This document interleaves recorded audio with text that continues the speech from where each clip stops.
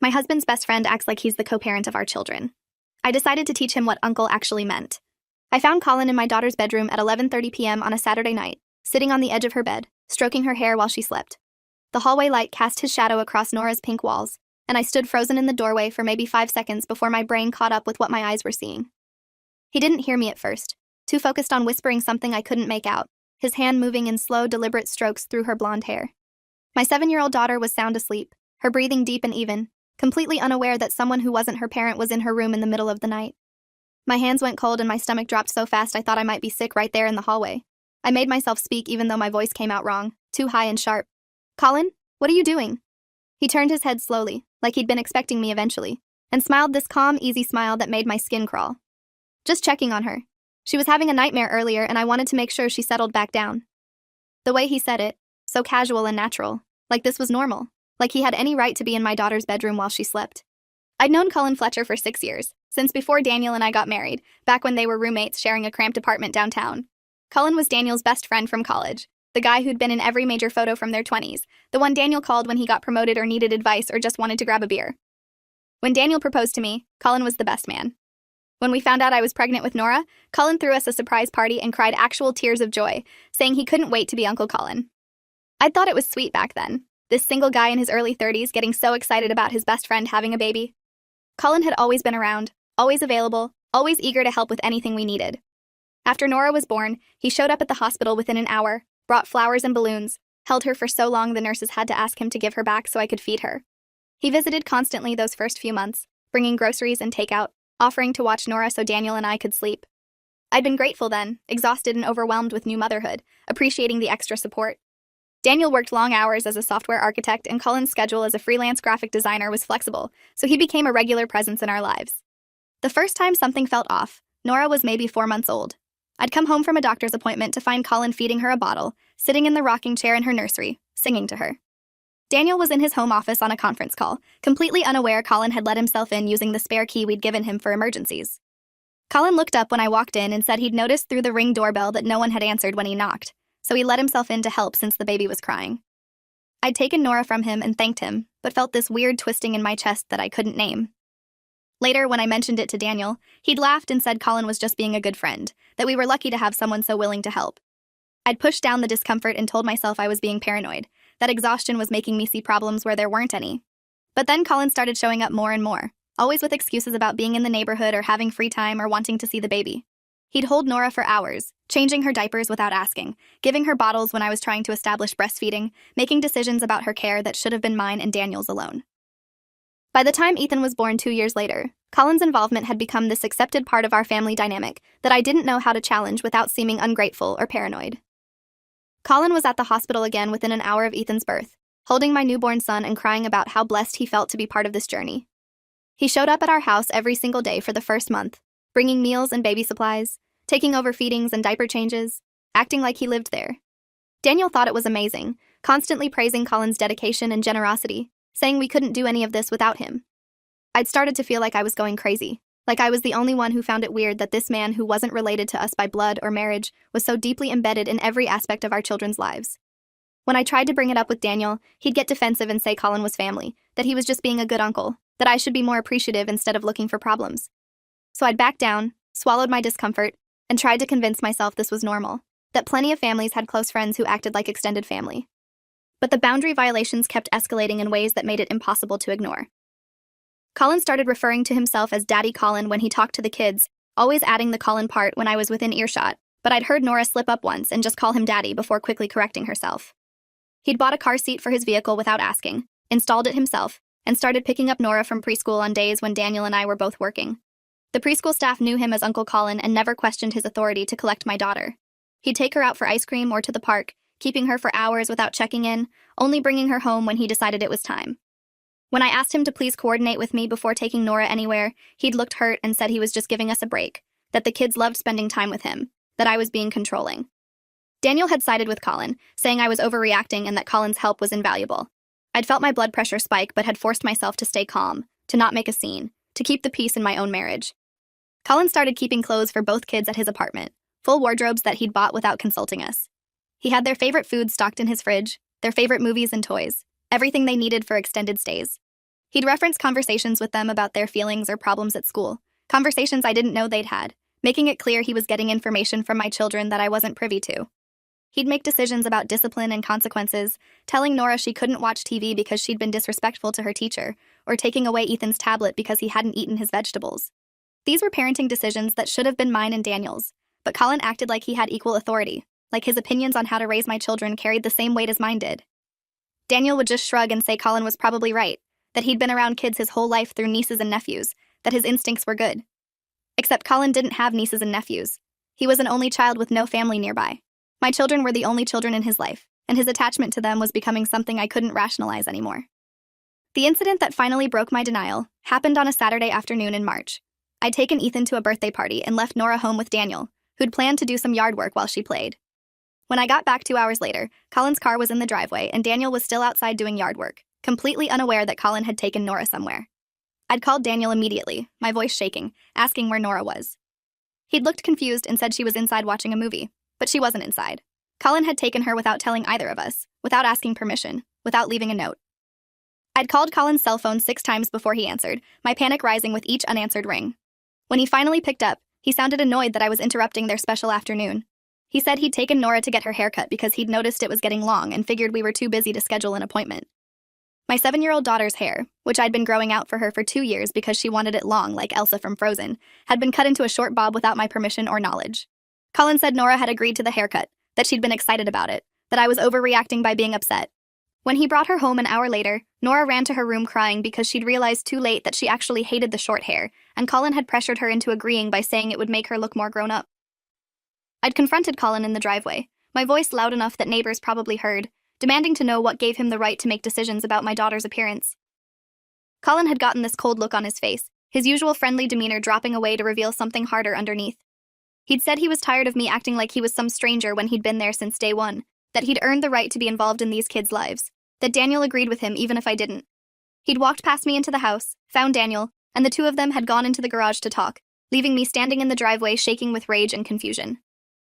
Later that night, Daniel had said I'd embarrassed him by yelling at Colin in front of the neighbors, that Colin had been trying to help, that the haircut wasn't that big of a deal.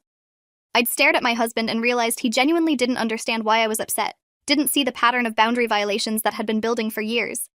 That night, after everyone had gone to bed, I'd sat at the kitchen table with my laptop and started documenting everything. I made a spreadsheet with dates, times, and descriptions of every incident I could remember where Colin had overstepped. The list was staggering. He'd been making decisions about my children's medical care, education, diet, clothing, activities, and discipline for years, and I'd let it happen by not fighting back harder. I had text messages where he'd referred to the kids as our children in conversations with other people. I had photos he'd posted on social media showing family trips he'd taken them on without us, captions calling them his little loves, and saying how grateful he was to be their bonus dad. I had voicemails where he'd called to tell me he'd scheduled dentist appointments for both kids at a new practice because he wasn't happy with their current dentist. I had emails where he'd signed permission slips for school field trips without asking us first. The evidence was overwhelming, and it had all been hiding in plain sight because Daniel had normalized it, and I'd been too doubtful of my own instincts to push back. Monday morning, I called Daniel's office and told his assistant it was a family emergency and he needed to come home. When he walked in 2 hours later looking worried, I had my laptop open on the kitchen table with the spreadsheet displayed, along with printouts of texts and social media posts. I'd told myself I was going to stay calm, to present the facts logically, to make him understand without getting emotional. But the moment he asked what was wrong, everything I'd been holding back for years came pouring out. I told him about finding Colin in Nora's bedroom Saturday night, about how that image of him sitting there in the dark stroking her hair while she slept wouldn't leave my mind. I walked him through every incident in the spreadsheet, every boundary violation, every time Colin had acted like a parent instead of a friend. I showed him the texts where Colin referred to them as our children, and asked Daniel when he'd agreed to co-parent with another man who wasn't me. Daniel had gone pale, his usual defensive reaction to criticism of Colin absent for the first time. He'd scrolled through the spreadsheet in silence for maybe 10 minutes, his expression changing from confusion to discomfort to something that looked like recognition. Daniel admitted he hadn't realized how bad it had gotten, that when I'd brought up concerns before, he'd dismissed them because Colin had always been helpful, and he couldn't imagine his best friend having ulterior motives. But seeing it all laid out with dates and examples, he couldn't deny the pattern anymore. He said the bedroom incident had disturbed him too when I told him about it, but he'd tried to rationalize it as Colin being overly protective and not understanding appropriate boundaries. Now, looking at everything together, he couldn't rationalize it away. I'd asked him directly if he understood that this wasn't normal uncle behavior, that Colin's level of involvement and authority over our children was inappropriate and needed to stop. Daniel had nodded, looking genuinely shaken, and said he needed some time to process everything, but that he agreed we needed to set boundaries. I'd felt a surge of relief that he was finally seeing what I'd been trying to tell him for years. But that relief was short-lived because later that afternoon, Daniel texted me saying he was meeting Colin for coffee to talk things through and he'd be home by dinner. Daniel didn't come home for dinner. He didn't come home by bedtime. At 10:15 p.m., he finally walked in looking exhausted and frustrated, and when I asked how the conversation went, he said it had been harder than expected. Colin had gotten extremely emotional, crying and saying he'd dedicated 6 years of his life to helping us raise these kids, and now we were treating him like he'd done something wrong. Colin had reminded Daniel of every late-night emergency he'd helped with, every time he'd dropped everything to babysit, every sacrifice he'd made to be there for our family. He'd said he thought of Nora and Ethan as his kids too, that he'd been there for every milestone and major moment, that his bond with them was unbreakable. Daniel had tried to explain that we needed to re-establish appropriate boundaries, that Colin's involvement had become too much, but Colin had accused us of being ungrateful and trying to erase him from the kids' lives. By the end of their 4-hour conversation, Daniel had apparently agreed to a compromise where Colin would still be heavily involved but would check with us before making major decisions. I'd stared at my husband in disbelief and told him that wasn't a boundary, that was just asking permission to keep doing the same inappropriate things. The next morning, I called Dr. Miriam Vasquez, a child psychologist whose number I'd gotten from a friend at work. Dr. Vasquez had been practicing for 19 years and specialized in family dynamics and child development. I'd explained the situation over the phone and she'd agreed to see me that afternoon for an emergency consultation. Sitting in her office, I'd walked through the entire history of Colin's involvement with my children, from the hospital visits hours after birth to finding him in Nora's bedroom Saturday night. Dr. Vasquez had listened without interrupting, taking notes, her expression becoming increasingly concerned. When I finished, she'd asked me several questions about Colin's behavior and motivations, about whether I'd noticed any inappropriate physical contact or grooming behaviors. That word, grooming, had made my mouth go dry.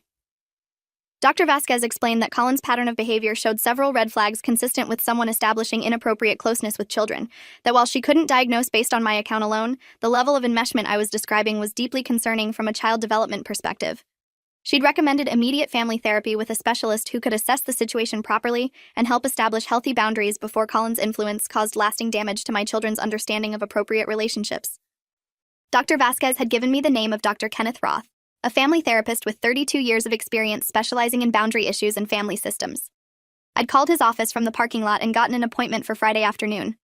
The receptionist had said they typically had a 6-week wait, but when I explained it was urgent and involved potential harm to children, Dr. Roth had agreed to see us sooner.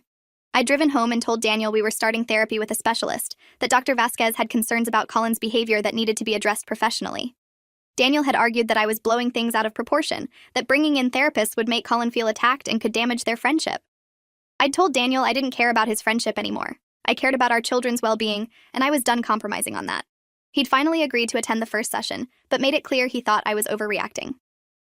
Thursday morning, Colin showed up at our house at 7 a.m. with breakfast for the kids, letting himself in with his key like always. I'd been getting Nora and Ethan ready for school and had come downstairs to find him setting up plates and cups, pouring juice, acting like he lived there. I'd told Colin we needed to talk and asked him to step outside.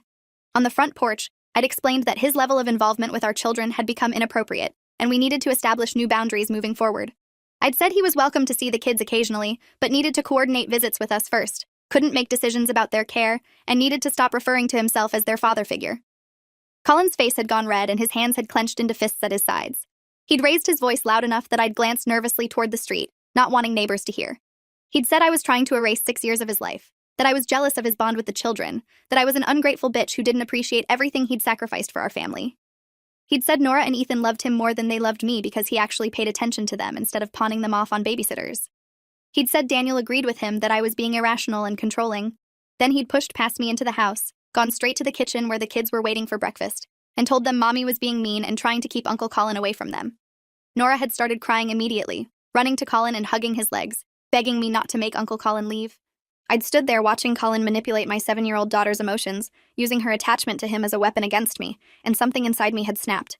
I'd walked over, picked up my phone, and started recording. I'd told Colin clearly and calmly that he needed to leave our house immediately and return his key, that he was no longer welcome to enter without explicit invitation.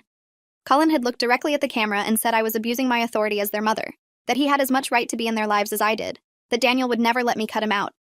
I'd called Daniel right there in front of Colin, put him on speaker, and asked him to tell his friend to leave our house. There'd been a long pause before Daniel had said, with obvious reluctance, that Colin should probably go and they'd talk later. Colin had looked betrayed, had knelt down to hug both kids goodbye while telling them he loved them more than anything, that he'd see them soon, that nothing would keep him away. Then he'd walked out, leaving his key on the counter with more force than necessary, and driven away.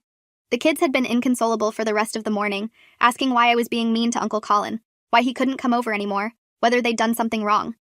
I'd tried to explain in age-appropriate terms that Uncle Colin needed to give us some space, that he'd been spending too much time with us and everyone needed a break. Nora had screamed that she hated me and wanted to live with Uncle Colin instead, words that felt like knives even though I knew a 7-year-old didn't mean them the way they sounded. Ethan had cried himself into exhaustion and refused to eat breakfast. I'd driven them to school late, both of them still upset, and had to explain to their teachers that they were having a difficult morning due to family changes. When I'd gotten home, Daniel had been in the kitchen cleaning up the breakfast Colin had made, and he'd looked at me with an expression I couldn't read. He'd said Colin had been calling him nonstop, that he was genuinely devastated and couldn't understand why this was happening. Daniel had said he'd agreed to meet Colin for lunch to try to smooth things over and help him understand the new boundaries. That's when I'd realized Daniel still didn't get it, still wasn't on my side, still prioritized Colin's feelings over our family's well-being. I'd told Daniel that if he met Colin for lunch without me there to ensure the boundaries were clearly communicated, I'd take it as him choosing his friend over his wife and children. Daniel had looked stunned, said I was being unreasonable and issuing ultimatums, that he could maintain his friendship with Colin while also respecting boundaries. I'd said no, he couldn't, because Colin had spent 6 years dismantling boundaries and Daniel had enabled it every step of the way.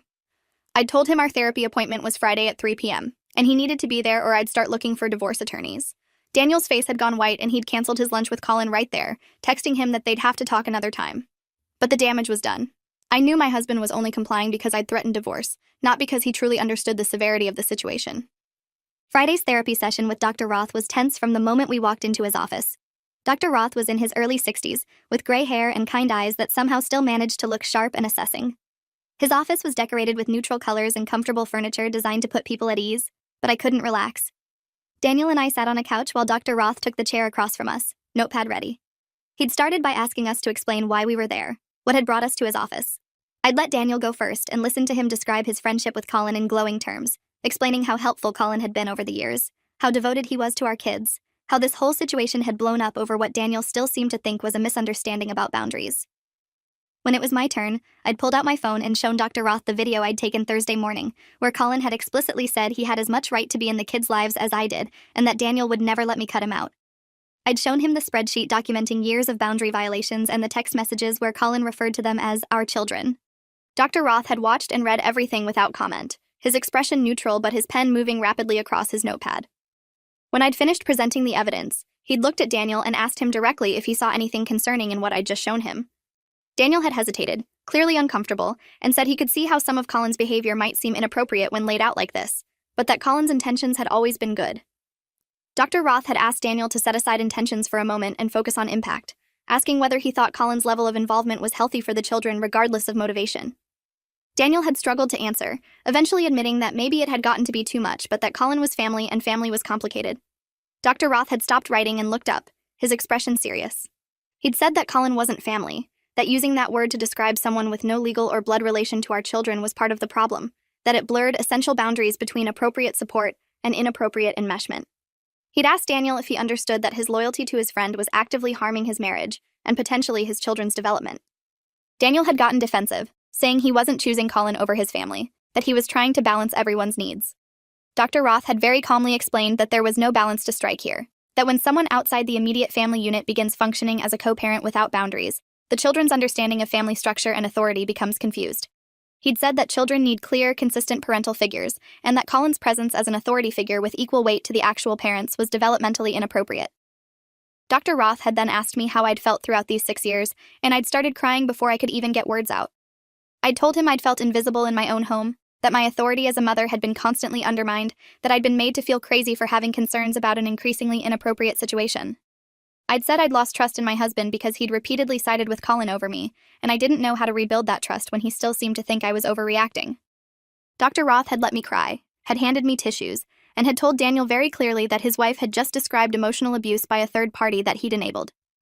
Daniel had looked like he'd been slapped, had started to argue, but Dr. Roth had held up his hand and said they needed to be honest about what was happening here. He'd said that regardless of Colin's intentions, his behavior showed a pattern of inserting himself into a parental role he had no right to occupy, and that Daniel's failure to establish boundaries had allowed the situation to escalate to a point where his wife felt unsafe in her own home.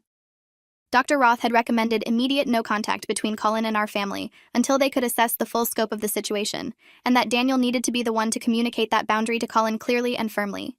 He'd also recommended individual therapy for Daniel to explore why he'd been unable to set appropriate boundaries with his friend, and continued family therapy to repair the damage to our marriage. We'd scheduled weekly sessions for the next month, and Dr. Roth had given us homework. Daniel needed to draft a text message to Colin establishing the no-contact boundary. I needed to document any attempts Colin made to circumvent that boundary, and we both needed to prepare for the possibility that Colin would not accept these limits gracefully. Saturday morning, Daniel sent the text message to Colin from the couch while I watched over his shoulder. The message was clear and direct. Colin, after meeting with a family therapist, we've realized that your involvement with our children has become inappropriate and is creating problems in our family. We need you to have no contact with me, my wife, or our kids for the foreseeable future. This means no calls, no texts, no visits, no gifts, nothing. We need space to work on our family dynamics without your input. I appreciate everything you've done for us over the years, but this boundary is non-negotiable. If you try to contact any of us, we'll have to take further action. I hope you can respect this decision. Colin's response came within 2 minutes. You're making the biggest mistake of your life. Those kids need me. They love me. You're going to regret this. Then another text. I've been there for every important moment of their lives. I've sacrificed everything for your family. This is how you repay me? Then another. You're a coward for letting her control you like this. The Daniel I knew would never abandon family. The texts kept coming, at least 20 in the first hour, ranging from pleading to angry to threatening. Daniel had muted his phone and tried to focus on the kids, but I could see how shaken he was by Colin's reaction. I'd expected pushback, but the volume and intensity of Colin's messages was more than I'd anticipated. By Sunday afternoon, Colin had left 12 voicemails, sent over 50 text messages, and had apparently tried to contact Nora's teacher through the school's parent portal, asking if she knew why he wasn't being allowed to see the kids. The teacher had called me Sunday evening, confused and concerned, asking if everything was okay because Mr. Fletcher had sent a concerning message about being cut off from his niece. I'd explained that Colin wasn't actually related to us, and that we were dealing with a boundary issue, that the school should flag his name and not allow him any access to information or contact with our children. The teacher had said she'd alert the principal immediately, and they'd update their records to reflect that only Daniel and I were authorized for information or pickup. That conversation had made me realize we needed to be proactive about protecting the kids from Colin's potential escalation. Monday morning, I'd called the school and spoken directly with Principal Gregory Donovan, who'd been running the elementary school for 14 years. I'd explained the situation in detail, including Dr. Roth's assessment and our concerns about Colin attempting to contact the children at school. Mr. Donovan had taken the situation seriously, immediately pulling Nora and Ethan's files and updating them to remove Colin from any authorized contact lists. He'd said he'd personally speak with their teachers and the front office staff to ensure everyone knew Colin was not permitted on school property or to have any information about the children. He'd also recommended I file a formal written notice with the school district documenting the situation in case we needed evidence later for legal proceedings. I'd thanked him and spent the rest of Monday drafting that notice, attaching screenshots of Colin's excessive messages and the video from Thursday morning where he'd said he had equal rights to the kids.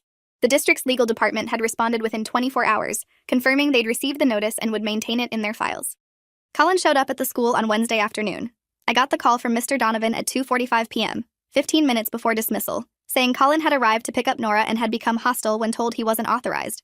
School security had asked him to leave and he'd refused, insisting he'd been picking up Nora on Wednesdays for 2 years and no one had the right to stop him. Mr. Donovan had called the police non-emergency line and 2 officers had arrived within 10 minutes, convincing Colin to leave before he was arrested for trespassing. I'd driven to the school immediately, my heart pounding, and had picked up both kids myself. Nora had been confused about why Uncle Colin couldn't get her like usual, and I'd had to explain again that Uncle Colin needed to stop visiting for a while. She'd asked if it was because of her, if she'd done something wrong to make me mad at Uncle Colin, and my heart had broken hearing her blame herself for an adult's inappropriate behavior. That evening, I'd called Dr. Vasquez and scheduled an emergency appointment for Nora, concerned about the emotional impact of this sudden change to her routine. Thursday morning brought a new escalation. Colin had created a Facebook post at 6 a.m. that tagged Daniel and me, along with about 50 mutual friends and family members. The post was long and emotional, describing how he'd been cast out of our family after 6 years of devoted service, how he'd helped raise Nora and Ethan from birth, and how he was being kept from the children he loved as his own because of a jealous, controlling mother who couldn't handle his bond with the kids. The post included photos of Colin with Nora and Ethan at various ages, including several where they were calling him Daddy Colin in the captions. He'd written paragraphs about specific memories, birthday parties he'd planned, late nights he'd spent comforting them when they were sick. sacrifices he'd made to be present in their lives. The post ended with him saying he hoped Daniel would come to his senses before their friendship was irreparably damaged, and that he'd always love Nora and Ethan like they were his own, regardless of whether he was allowed to see them. Within an hour, the post had dozens of comments from people we knew, most of them expressing shock and confusion, some taking Colin's side and saying we were being cruel, a few asking for our side of the story. My phone had started ringing at 7 a.m. with calls from concerned friends and family members who'd seen the post. Daniel's mother had called crying, asking what was happening and why we were keeping Colin away from the grandchildren he loved. Daniel's sister had texted saying Colin had always seemed like such a dedicated uncle, and she didn't understand what he could have done to deserve this treatment. My own mother had called asking if the allegations about me being jealous and controlling were true, saying she'd always thought Colin was wonderful with the kids. I'd spent the entire morning on the phone explaining the situation over and over, trying to condense 6 years of boundary violations into brief explanations that didn't make me sound paranoid or vindictive. Some people got it immediately, saying they'd always thought Colin's involvement was intense but hadn't wanted to say anything. Others remained skeptical, saying I was overreacting to someone who'd only ever tried to help. By lunchtime, I was exhausted and furious that Colin had weaponized our social circle by posting a one-sided narrative that painted me as the villain. I'd called Allison Fung, an attorney specializing in family law and harassment cases who'd been recommended by Dr. Roth. Allison had practiced for 16 years and had handled numerous cases involving boundary violations and inappropriate relationships with minors. I'd met with her Friday afternoon, bringing printouts of Colin's messages, the Facebook post with its comments, documentation from the school incident, and all the evidence I'd compiled over the past 2 weeks. Allison had reviewed everything carefully, asking detailed questions about Colin's behavior patterns and the history of his involvement with our family. She'd said we had grounds for a restraining order based on his refusal to accept the no-contact boundary, his attempt to access the children at school after being told not to, and his pattern of harassment through excessive messages and the public social media post. She'd explained that restraining orders could be difficult to obtain in cases that didn't involve violence or explicit threats, but that Colin's behavior toward the children and his inability to respect boundaries made a strong case. She'd said she could file the petition Monday morning and we'd likely get a hearing within 2 weeks. That weekend was hell. Colin had started driving past our house repeatedly, parking across the street for extended periods, watching the house. I documented each instance with time-stamped photos, building evidence for the restraining order petition. Saturday afternoon, he'd tried to approach Nora while she was playing in our front yard.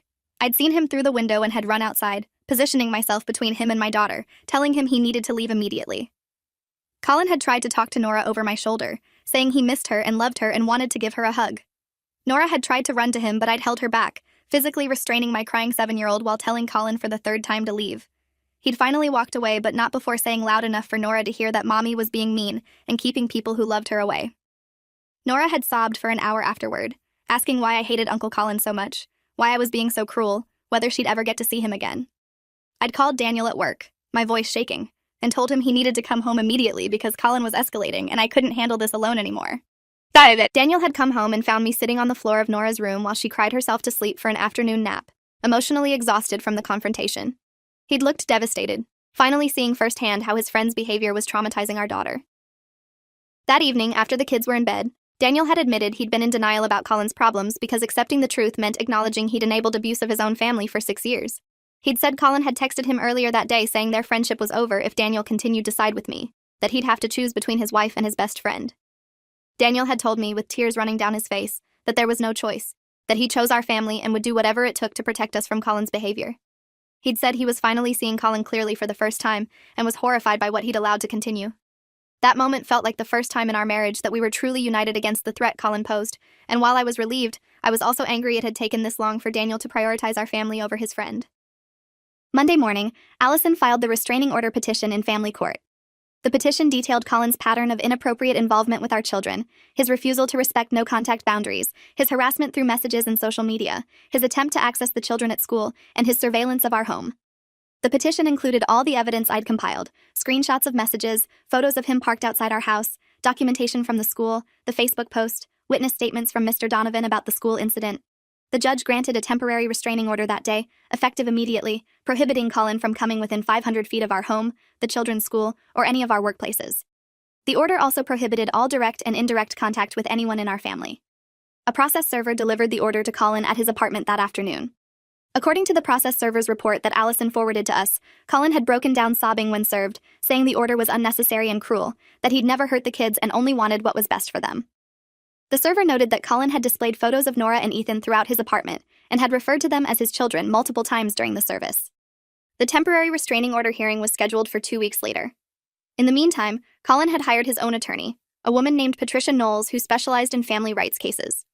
Patricia had filed a response to our petition claiming Colin had established a de facto parental role through years of involvement and that severing his relationship with the children abruptly was harmful to their emotional well-being.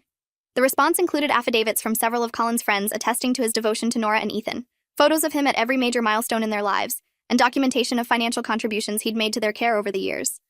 Patricia was arguing that Colin had rights to maintain contact with the children based on the pseudo-parental relationship he'd developed with our explicit encouragement, and that a restraining order was an extreme response to what was essentially a custody dispute. Reading that response had made me physically ill. Colin was trying to establish legal rights to my children, claiming he had parental standing because we'd allowed him to be involved in their lives. Dr. Roth had prepared a detailed report for the hearing, documenting his assessment that Colin's level of involvement was inappropriate and potentially harmful to the children's development. He'd written that Colin's inability to respect boundaries and his resistance to the parents' attempts to establish appropriate limits showed concerning possessive behavior that warranted legal intervention. Dr. Vasquez had also prepared a report after meeting with Nora twice, describing signs of confused attachment where Nora viewed Colin as having equal authority to her actual parents, and noting that this confusion was causing emotional distress as she struggled to understand why this important figure had suddenly disappeared from her life. Both reports emphasized that while the transition was difficult for Nora, maintaining Colin's presence would cause greater long-term harm by perpetuating unhealthy relationship patterns. Allison had compiled all of this into a comprehensive brief arguing that the restraining order should be made permanent to protect our children from Colin's enmeshed and possessive behavior. The hearing took place on a Monday morning in family court. Daniel and I arrived with Allison at 9 a.m., both of us nervous and exhausted from 2 weeks of stress. Colin was already there with Patricia, sitting on the opposite side of the courtroom. He looked terrible, like he hadn't been sleeping, his clothes wrinkled and his face pale. When he saw us walk in, his expression shifted from despair to anger, his jaw clenching. The judge, the Honorable Linda Chen, wait, I can't use Chen. Let me use Judge Linda Brightwell instead. Judge Brightwell was in her late 50s and had a reputation for being tough but fair in family law matters. She'd reviewed both our petition and Colin's response before the hearing and had noted several concerns about Colin's claim of parental standing. The hearing began with Allison presenting our case, walking the judge through the timeline of Colin's involvement, the escalating boundary violations, and his refusal to accept the limits we'd attempted to establish. Allison played portions of the video I'd recorded where Colin said he had equal rights to the children and showed the Facebook post where he'd publicly claimed them as his own. Patricia had presented Colin's case next, arguing that he'd been invited into a parental role by Daniel and me, that he'd acted in good faith as a devoted uncle and family friend, and that our sudden reversal was emotionally harmful to children who'd known him their entire lives. She'd called Colin to the stand and he'd testified about his relationship with Nora and Ethan, describing in detail every way he'd been involved in their care and upbringing. He'd cried on the stand while talking about missing them, saying they were the most important people in his life and being separated from them felt like having his children stolen. Patricia had asked him directly if he understood that these were not legally his children, and Colin had said yes, but that legal definitions didn't reflect emotional reality, that he'd been their father in every way that mattered.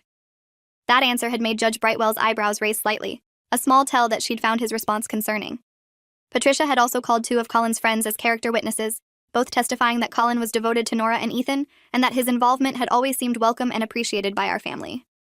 Allison had cross-examined Colin, asking him pointed questions about his inability to respect our request for space, about his attempt to access the children at school after being told not to, about his surveillance of our home and his public social media post.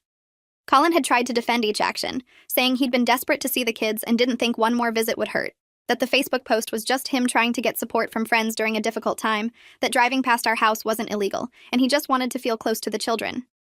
Allison had asked him directly if he believed he had the same parental rights as Daniel and me, and Colin had hesitated before saying he believed he'd earned a role in their lives that deserved respect and consideration. Allison had then introduced Dr. Roth's report and Dr. Vasquez's assessment, both explaining why Colin's behavior was inappropriate and potentially harmful. Patricia had tried to discredit the reports by noting the doctors had never interviewed Colin and were basing their assessments solely on our account, but Judge Brightwell had said the reports were still admissible as expert opinions relevant to the children's well-being. Judge Brightwell had asked to speak with Daniel directly, questioning him about his role in allowing Colin's involvement to escalate over 6 years. Daniel had testified honestly about his failure to establish boundaries, his dismissal of my concerns, and his recent realization through therapy that he'd enabled inappropriate behavior. The judge had asked him if he now agreed that Colin's level of involvement had been problematic, and Daniel had said yes without hesitation, that he'd been in denial because Colin was his closest friend, but that he now understood his primary loyalty needed to be to his wife and children. Judge Brightwell had also asked me to testify about my experience, and I described years of feeling undermined and dismissed, of having my parental authority eroded by Colin's constant presence and decision-making. I'd explained that I'd been afraid to push back harder because Daniel had always sided with Colin and I doubted my own instincts. The judge had listened carefully, taking notes, her expression sympathetic but professional. After hearing all the testimony and reviewing the evidence, Judge Brightwell had announced her decision. She'd said that while she understood Colin's emotional attachment to the children was genuine, his behavior showed concerning inability to respect appropriate boundaries, and his claim of parental standing was not supported by law. She'd noted that parents have the right to determine who has access to their minor children, and that Colin's resistance to those decisions was inappropriate and potentially harmful. She'd said the evidence showed a pattern of enmeshment and possessive behavior that justified intervention. Judge Brightwell had made the restraining order permanent for 3 years, maintaining all the same restrictions as the temporary order. She'd also ordered that if Colin wanted any possibility of supervised contact with the children in the future, he would need to complete a year of therapy specifically addressing boundary issues and attachment problems, provide documentation of completion to the court, and then petition for modification of the order with the parents' input. The judge had been very clear that this was not a custody case because Colin had no legal standing as a parent, and that his continued insistence that he had parental rights showed exactly why the restraining order was necessary. Colin had broken down in the courtroom, crying loudly enough that the bailiff had asked if he needed a moment. Patricia had tried to comfort him while also looking defeated, knowing they'd lost badly. Daniel and I had walked out of the courthouse with Allison, both of us relieved but also emotionally drained from the process. Allison had explained that Colin could technically appeal the decision, but that appeals of restraining orders were rarely successful and costly enough that most people didn't pursue them. She'd said we should continue documenting any attempts he made to violate the order and report them to police immediately, that violations of restraining orders were criminal offenses that could result in arrest. We'd thanked her and driven home in silence, processing everything that had happened. The kids were at Daniel's mother's house for the day, spared from knowing about the hearing, and we'd have to figure out how to explain to them that Uncle Colin wouldn't be part of their lives anymore. That conversation with Nora and Ethan happened that evening after dinner. We'd sat them both down in the living room and tried to explain in age-appropriate terms that Uncle Colin wouldn't be visiting anymore, that sometimes adults have disagreements that mean they need to spend time apart. Nora had immediately started crying, asking if this was her fault, if she could fix it by being better, by apologizing for whatever she'd done wrong. My heart had shattered listening to her blame herself for an adult's inappropriate behavior. I'd pulled her into my lap and told her this had nothing to do with her, that she hadn't done anything wrong, that sometimes grown-ups have to make hard decisions to keep everyone safe and healthy. Ethan had asked if Uncle Colin was sick, if that's why he couldn't come over, and Daniel had explained that Uncle Colin needed to work on some personal things and that meant he couldn't spend time with us right now. Both kids had been confused and upset, asking when they'd see him again, whether he still loved them, whether they'd done something to make him go away. We'd reassured them over and over that Uncle Colin's absence wasn't their fault, and that we loved them very much, that our family was strong and we'd all be okay together. But I could see in Nora's eyes that she didn't fully believe me, that she felt abandoned by someone who'd been a constant presence in her life since birth. That night, after we'd finally gotten both kids to sleep, Daniel and I had sat in the kitchen and talked for hours about how we'd gotten to this point. Daniel had apologized again for not listening to me sooner, for prioritizing his friendship over his family's well-being, for the years I'd spent feeling crazy and unsupported. He'd said he'd been so grateful for Colin's help after Nora was born that he'd never questioned Colin's motives, had assumed his friend's devotion came from genuine care rather than inappropriate attachment. He'd said he'd start individual therapy the following week to work on his boundary issues, and his tendency to avoid conflict, that he never wanted to enable harm to our family again. The first 2 months after the restraining order were difficult. Nora struggled with Colin's sudden absence, asking about him constantly, having nightmares, becoming clingy and anxious. Dr. Vasquez continued working with her weekly, using play therapy to help her process the loss and understand that the situation wasn't her fault. Ethan seemed less affected, though he'd occasionally mention missing Uncle Colin or ask when they could play together again. We'd maintained consistent responses, explaining that Uncle Colin needed to work on himself and that we didn't know if or when he'd be part of our lives again. Daniel had thrown himself into being a more present father, taking on responsibilities that Colin had been handling, learning his children's preferences and routines that he'd outsourced for years. I'd watched him struggle with basic things like Nora's hair routine or Ethan's specific bedtime ritual, tasks Colin had known better than Daniel because Colin had been more involved than my own husband. The recognition of how much authority he'd ceded to his friend had been painful for Daniel to face. Colin had violated the restraining order 3 times in those first 2 months. The first violation happened when he'd mailed gifts to the kids' school addressed to them, birthday presents for Ethan even though his birthday wasn't for another month. The school had contacted us immediately, and we'd reported the violation to police. Colin had received a warning. The second violation was when he'd shown up at a community park where we'd taken the kids on a Saturday afternoon, claiming he hadn't known we'd be there even though it was a park we'd frequented with him dozens of times. Police had responded to our call, and this time Colin had been arrested, held for 6 hours before being released with another warning and a court date for the violation. The third violation happened when he'd created a fake Instagram account and followed Daniel's sister's account to see photos she posted of the kids. Daniel's sister had recognized him from profile details and had blocked the account immediately, reporting it to us. We'd documented all 3 violations with police reports, and Allison had filed motions to have Qley held in contempt of the restraining order. The contempt hearing took place 4 months after the original restraining order was granted. Qley had appeared with Patricia again, looking even worse than before, thin and exhausted. Patricia had argued that the violations were attempts by a desperate man who missed the children he'd helped raise, that he hadn't approached them or threatened anyone, and the violations were technical rather than dangerous. Allison had countered that violating a restraining order 3 times showed Qley's inability to respect court orders and boundaries, exactly the behavior that necessitated the order in the first place. Judge Brightwell had agreed with Allison, finding Qley in contempt and sentencing him to 30 days in county jail, followed by 2 years of probation with required mental health treatment. She'd said that Qley's persistent boundary violations proved he posed a continued risk to our family's peace and safety, and that maybe time in custody would help him understand the seriousness of the order. Qley had broken down again, begging the judge to reconsider, saying he couldn't survive without seeing the kids. Judge Brightwell had been unmoved, saying that was precisely the problem, that his inability to accept their absence from his life was unhealthy and required intervention.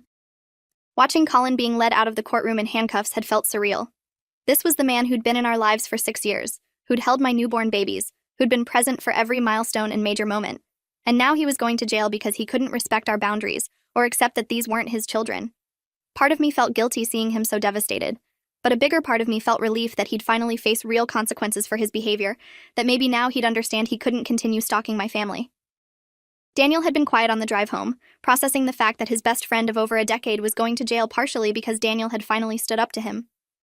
I'd reached over and squeezed Daniel's hand, reminding him that Qley had done this to himself by refusing to accept reality, that we'd given him every opportunity to respect our boundaries before involving the legal system. 6 months after the restraining order, things had started to feel normal again. The kids still mentioned Qley occasionally, usually Nora asking if he'd finished working on himself yet and if he could visit. But the constant questions and emotional distress had decreased significantly. Dr. Vasquez had said Nora was making good progress in therapy, learning to understand that adults sometimes have problems that kids can't fix. Daniel's individual therapy with a cognitive behavioral therapist named Dr. Oliver Chang was helping him develop better boundary-setting skills and examine the childhood patterns that had made him so conflict-avoidant. Our marriage had grown stronger through the crisis, built on honest communication and Daniel's commitment to prioritizing our family over outside relationships. We'd started couples therapy too, working through the resentment and broken trust from years of Daniel enabling Qley's behavior. We'd also had to repair relationships with friends and family who'd initially sided with Qley after his Facebook post. Daniel's mother had eventually apologized for not believing us immediately, saying she'd been manipulated by Qley's emotional presentation and hadn't understood the full scope of his inappropriate behavior. Several friends had reached out after the restraining order hearing, saying they'd followed the case and realized Qley's involvement had been far more concerning than they'd known. Some relationships didn't survive the situation, people who couldn't understand why we'd overreacted by getting a restraining order, or who felt Qley had been treated unfairly. I'd made peace with losing those relationships, recognizing that anyone who couldn't see the problem with Qley's behavior wasn't someone I wanted influencing my children anyway. A year after the restraining order was granted, Qley had completed his jail time and probation requirements, including the mandatory mental health treatment. His therapist had submitted a report to the court saying Qley had made progress in understanding boundary issues, but still struggled with accepting that he didn't have parental rights to our children. The report had recommended continued therapy, but noted that Qley no longer expressed intent to violate the restraining order. Patricia had filed a petition to modify the order to allow supervised visits, arguing that Qley had completed all court-ordered requirements, and that the children deserved the opportunity to maintain a relationship with someone who'd been important in their lives. Allison had filed a response opposing any modification, citing Qley's history of violations and the trauma the kids had experienced from his sudden absence and legal battle. The judge had scheduled a hearing to consider the petition. That hearing never happened because Qley withdrew his petition 2 weeks before the scheduled date. According to a letter Allison received from Patricia, Qley had decided after much soul-searching that pursuing contact with the children would be selfish, that they'd moved on and forcing his way back into their lives would only cause more harm. The letter had said Qley was working on accepting that his role in their lives had ended, and that he needed to build a life that didn't revolve around children who weren't his. Patricia had noted that Qley had started dating someone with children of her own and was trying to channel his paternal instincts into that relationship appropriately. The letter had ended by saying Qley wanted us to know he'd always loved Nora and Ethan, but recognized that love sometimes meant letting go. Reading that letter had brought complicated emotions, sadness for Qley's obvious pain mixed with relief that he was finally accepting reality and not forcing us back to court. 18 months after the restraining order, our family had found a new rhythm. Nora rarely mentioned Colin anymore, having made new friends at school and developed interests that kept her busy. Ethan had very few memories of Colin at 7 years old, occasionally referencing that uncle we used to have, but without the emotional attachment he'd had as a younger child. Daniel had become the father I'd always wanted him to be, fully present and engaged, making decisions with me instead of deferring to outside input. Our marriage was stronger than it had been in years, built on a foundation of mutual respect and clear boundaries. We'd talked about whether to tell the kids the full story when they were older, whether they deserved to know why Uncle Colin had disappeared. Dr. Roth had suggested waiting until they were teenagers and could understand the complexity of adult relationships and inappropriate boundaries, that knowing too much too soon might cause unnecessary confusion or guilt. 2 years after the restraining order was granted, it was set to expire soon. Allison had recommended filing for an extension given Colin's history of violations and the lengthy time it had taken him to accept boundaries. But after discussing it with Daniel and our therapists, we decided not to pursue an extension. Colin had honored the order completely for over a year, had withdrawn his petition for contact, and according to mutual friends, had moved to a different city to start fresh. The restraining order had served its purpose of forcing space and consequences, and extending it felt unnecessarily punitive now that Colin was respecting our boundaries. We'd maintain vigilance, of course, and would immediately pursue a new order if Colin resumed concerning behavior. But we were ready to close this chapter and move forward with our lives without the constant reminder of his inappropriate involvement. Looking back, I could see all the red flags I'd missed or rationalized away in those early years. Colin's immediate attachment to Nora as a newborn, spending hours holding her when any normal friend would have visited briefly and gone home. His constant presence in our home, making decisions about the kids' care that should have been ours alone. His resistance any time I tried to establish boundaries, always making me feel unreasonable for having concerns. Daniel's consistent siding with Colin over me, undermining my authority as a mother and gaslighting me into thinking my instincts were wrong. The way Colin had referred to the kids as his own had made their lives revolve around him, had structured his entire existence around access to my children. It was all there from the beginning if I'd trusted myself enough to see it clearly and fight back harder. I'd learned that sometimes protecting your family means being willing to look paranoid or controlling, means standing alone against people who think you're overreacting, means trusting your instincts even when everyone says you're wrong. I'd learned that good intentions don't excuse harmful behavior, that someone can genuinely love your children while still being inappropriate and dangerous in how they express that love. I'd learned that boundaries aren't mean or cruel, they're necessary for healthy relationships and clear family structure. And I'd learned that my husband needed to prioritize our marriage and children over any outside relationship, that his loyalty had to be to the family unit we'd created together, not to friendships from his past. Those lessons had come at a steep cost, years of stress and emotional turmoil, trauma to my children who'd lost someone they loved, damage to my marriage that we were still repairing. But we'd survived and come out stronger.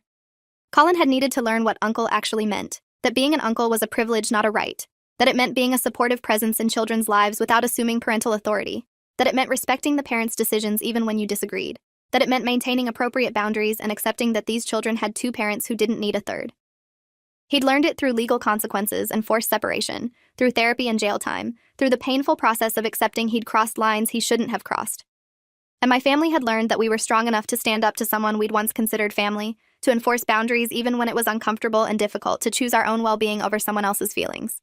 Uncle Colin had taught us all valuable lessons, just not the ones he'd intended.